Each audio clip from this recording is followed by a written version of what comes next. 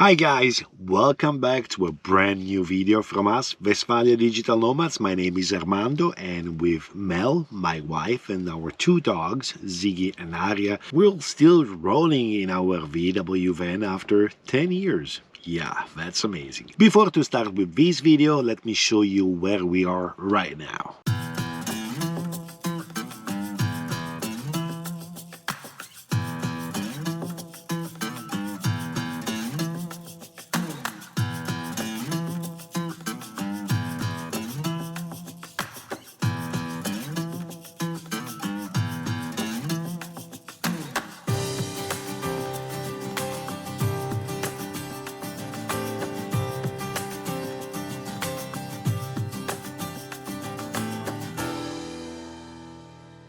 When we first decided to travel together, we had no clue about practicality of it.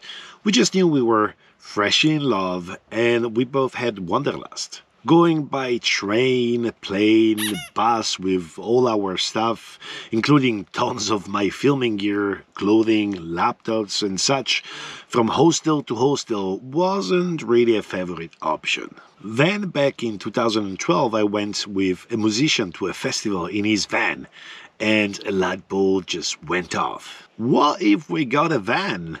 It'd be perfect for the little we had.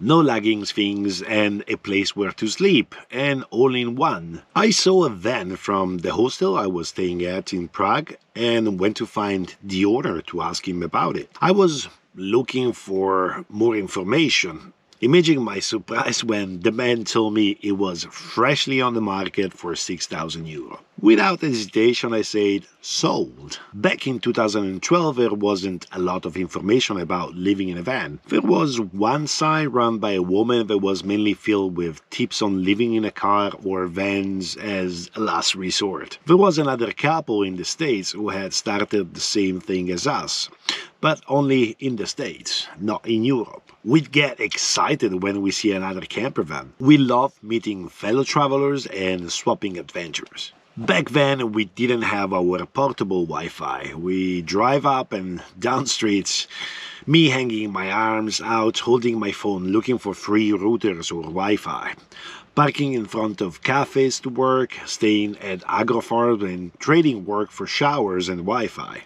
We do filming and write-ups in exchange. The term digital nomad didn't exist. We decided to apply the skill we had online. We found online job site and create accounts, applying for a wide mixture of job. I did filming and delved into film editing. Mel did content writing, which expanded into social media managing. We had some memorable jobs. Writing description for parakeet diapers.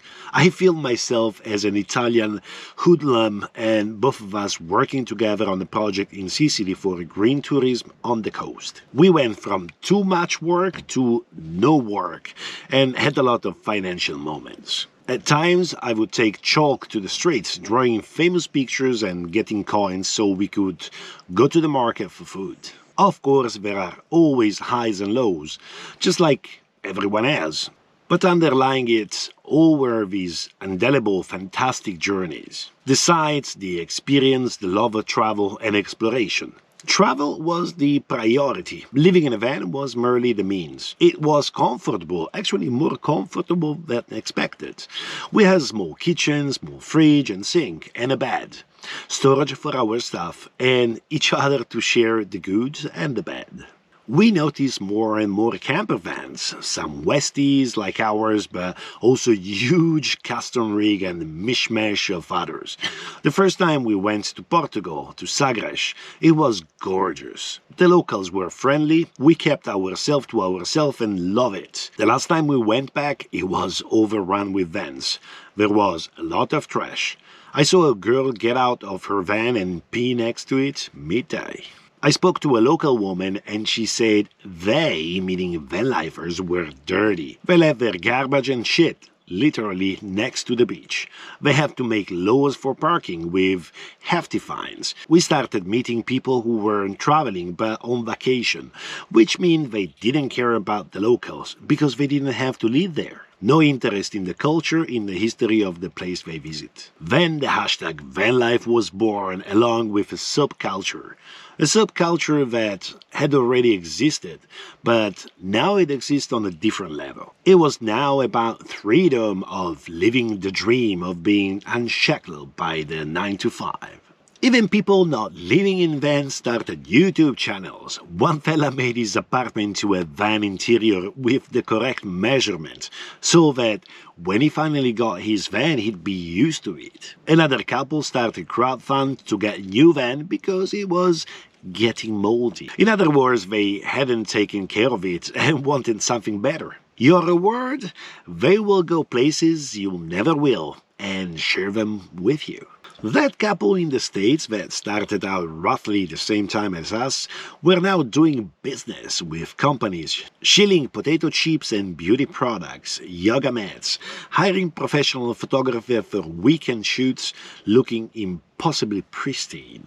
There was even a paid van helpline where you could get technical advice. A friend of ours used it and the conversation went like this. What about solar panels? How many and which one are the best? The answer, yeah, solar panels are good. That's $60 down the drain. Next came influencer, and those influencers influenced another wave, coupled with the COVID lockdowns. For people seeking their freedom, VANLIFE meetups, unboxing gifts from sponsor and picture-perfect Instagram posts, along with many people who pretend to live in a van, but in actuality own a home and only use the van for a weekend for photos ops. Or went places and completely destroyed the area enough that gates and no overnight parking has become the norm. How is it freedom? What they mean is, my freedom, it's more important than yours, because I choose to live in a different lifestyle. Of course, those are only a few bad apples that destroy the bunch, but living in a van has become tainted in a way. We still travel and explore, quietly, living less in places we park that we found. A few good apples should have their chance to shine, too. You really think that buying a €100,000 van will give you that freedom? That it will change your life and make it better? The reality is far away from this concept, but loads and loads of glamorized pictures and video on social media led to it. Maybe we're old school, but we still find a sort of philosophy beyond our lifestyle. When your life is simple and you have what you need, life will be better. Then people went crazy, spending lots of money on new vans, super customized conversion. That quickly transformed van life into a Super Bowl commercial. You need fairy lights for your van, you need this and that. Well, actually you don't. You just need the mindset for traveling and not for the showing off of your crib. It's amazing that a choice we made from pragmatism to travel has become such an overdone concept. When we started out, a fellow American found out that we live in our van. Really? You don't look like homeless, he said, and he discreetly sniffed at me. A fisherman in Sicily, after hearing where we lived, put a sorrowful face and told me, I'm so sorry. Now it's almost seemed like living in a van is for middle to upper class when we look at the prices vans are going for. Our van, instead of depreciating, has appreciated quite a bit. There are new YouTube channels sprouting up daily with imaginative titles like A Day in My Van or 10 Things You Need for Van Life. There's also the backlash, clickbait, 5 Things I Hate About Van Life or Van Life Sucks. In a way, a friend of us called it as the royalties of van life, since we do have an history and we're still rolling. It's a bit frustrating to watch from the inside all of these changes, of course. It's not only about van life, it happens in many other lifestyles. Something that was a way to get as much as possible off the grid, out of the rat race, became part of the same system. Something that was a way to get far from modern consumerism was digested and thrown up again out of it. A little story says, in the beginning you have the worms, the geeks, the ones that do something just for the pleasure and the joy of exploring. Then when the worms come up to the surface, they meet a colorful and shiny golden fish. The golden fish immediately eat the worms, thinking by digesting them it can get all the knowledge, but in reality it can't. It just makes its coat shine even more. So from a distance, the shark can easily see it and get to it.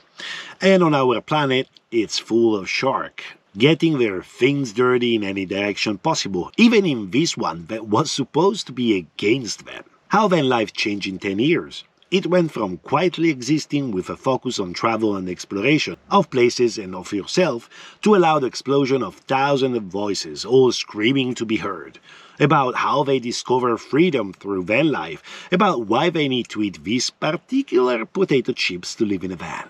We kind of relived the same thing. It happened years before with digital nomads. We were, by definition, as we both started working online back in 2008, but then there was the explosion and everybody wants to become a digital nomad. But being a digital nomad is not an actual job.